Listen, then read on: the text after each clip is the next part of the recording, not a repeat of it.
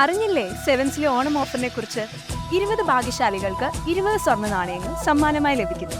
September 1 മുതൽ September 20 വരെ purchase ചെയ്യുന്ന 20 പേർക്കാണ് ഈ സൗഭാഗ്യം. എങ്ങനെയാണെന്നല്ലേ? എല്ലാ ദിവസവും നറുക്കെടുപ്പിലൂടെ ഒരു ഭാഗ്യശാലിയെ കണ്ടെത്തി ഉടൻ തന്നെ സ്വർണ്ണ നാണയം നൽകുന്നു. ഇനി സെവൻസിലെ മറ്റൊരുക്കങ്ങളെ കുറിച്ച് അറിയണ്ടേ?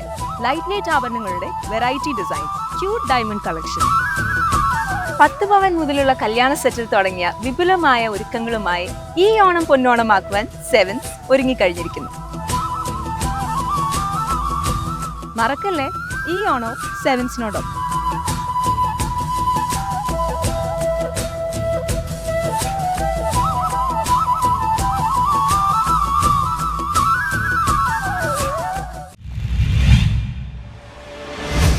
ഇടക്കൊച്ചി പഷ്ണിത്തോട് സെന്റ് ജോസഫ് കപ്പളയിൽ പരിശുദ്ധ വേളാങ്കണ്ണി മാതാവിന്റെ തിരുനാളിന് തുടക്കമായി. ഇടക്കൊച്ചി പഷ്ണിത്തോട് സെന്റ് ജോസഫ് കപ്പളയിൽ പരിശുദ്ധ വേളാങ്കണ്ണി മാതാവിന്റെ തിരുനാളിന് തുടക്കമായി. വേളാങ്കണ്ണി മാതാവിനോടുള്ള ഭക്തിയുടെ നിറവിൽ നൂറുകണക്കിന് വിശ്വാസികളുടെ സാന്നിധ്യത്തിൽ ഇടക്കൊച്ചി സെന്റ് മേരീസ് ഇടവക വികാരി ഫാദർ റാഫി കൂട്ടുങ്കൽ തിരുനാൾ കൊടിയേറ്റ് നടത്തി. ഇടക്കൊച്ചി പഷ്ണിത്തോട് സെന്റ് ജോസഫ് വേളാങ്കണ്ണി മാതാ ചാപ്പലിന്റെ ചരിത്രത്തിലെ ഏറ്റവും സുപ്രധാനമായ ഒരു ദിനമാണ് ഇന്ന്. പുതിയ ദേവാലയം വെഞ്ചരിച്ചതിന് ശേഷമുള്ള ആദ്യത്തെ തിരുനാളിന് കൊടികയറുകയാണ്. ദൈവത്തിന് നമുക്ക് നന്ദി പറഞ്ഞുകൊണ്ട് ഈ പതാക ഉയർത്താം.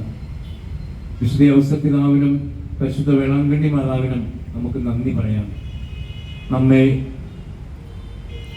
പരിപാലിച്ച് നയിച്ച് കൈപിടിച്ച് മുന്നോട്ട് നടത്തുന്ന ദൈവത്തിൻ്റെ അനന്തമായ സ്നേഹത്തിനും മാതാവിൻ്റെ മാതൃവാത്സല്യത്തിനും നമുക്ക് നന്ദി പറയാം. ഈ പതാക ആകാശത്തേക്ക് ഉയരുമ്പോൾ അത് നമ്മുടെ ഹൃദയങ്ങളായിരിക്കണം, നമ്മുടെ മനസ്സായിരിക്കണം സ്വർഗത്തിലേക്ക് ഉയരേണ്ടത്.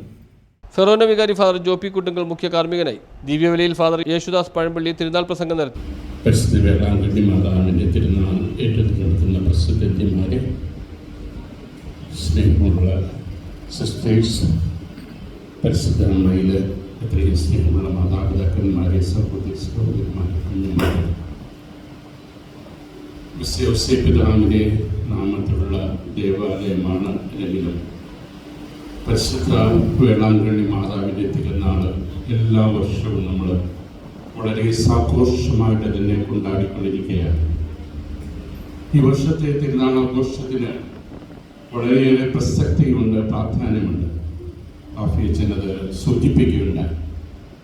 പുതിയൊരു ദേവാലയം ഇവിടെ ആഫിയച്ചൻ്റെ നേതൃത്വത്തിൽ ഇവിടെ കമ്മിറ്റിക്കാരുടെയൊക്കെ എല്ലാം സഹകരണത്തോടും മാതാവിനോടുള്ള 34 പ്രതിനിധിമാരുടെ നേതൃത്വത്തിൽ നടക്കുന്ന തിരുനാൾ ഞായറാഴ്ച വൈകിട്ട് 4:30 കൊച്ചി രൂപത അഡ്മിനിസ്ട്രേറ്റർ മോൺസിഞ്ഞോർ ഷേജു പരിയാത്തുശ്ശേരിയുടെ മുഖ്യ കാർമ്മികത്വത്തിൽ നടക്കുന്ന ദിവ്യബലിയോടും പ്രദക്ഷിണത്തോടും കൂടിയാണ് സമാപിക്കുന്നത്. News bureau, Edakochi.